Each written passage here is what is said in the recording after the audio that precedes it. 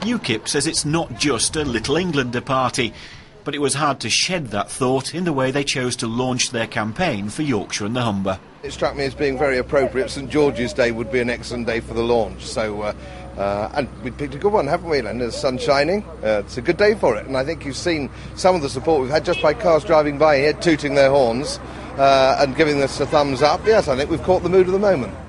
It's ironic that as UKIP champions the British way of life, it made its breakthrough at the last elections in 2004 because the election system used isn't British. It's proportional representation based on a party winning a share of the vote in each region. In Yorkshire and the Humber, for instance, the Labour Party got 26%, the Conservatives 24%, Liberal Democrats around 16%, and UKIP got 14%. But that 14% got them one of the 6 seats on offer here in Yorkshire and the Humber. In the East Midlands, which includes Lincolnshire, Derbyshire and Nottinghamshire, UKIP got just over a quarter of the popular vote, and that earned them 2 of the 5 seats that were on offer there. That was an amazing breakthrough for a small party that few people had heard of before. The Robert Kilroy-Silk factor helped. When they don't know the answer, say I don't know the answer. The BBC daytime chat show host announced he was standing in his native East Midlands shortly before the election, and UKIP's fortunes rose. But Robert Kilroy-Silk had his own agenda, as the politics show investigated a few months later at the party's annual conference. Was that a bid for leadership? No. But he was. It ripped the party apart. A breakaway party, Veritas, was formed around him.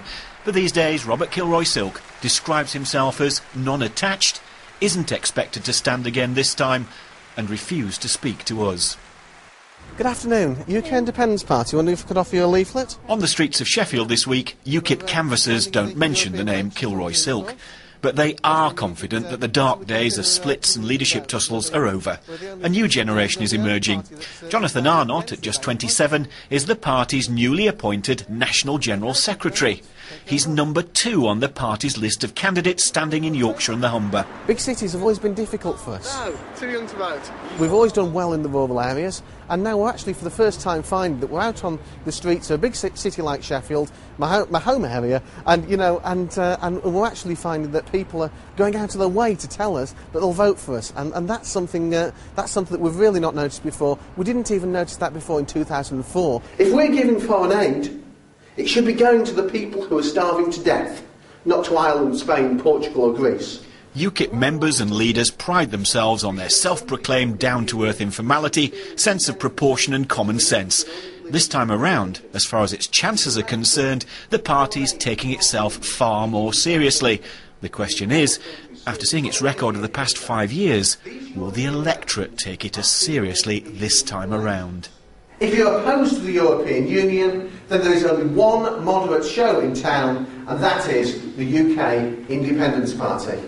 To find out more about who we are and what we stand for, go to the UK Independence Party website at www.ukip.org.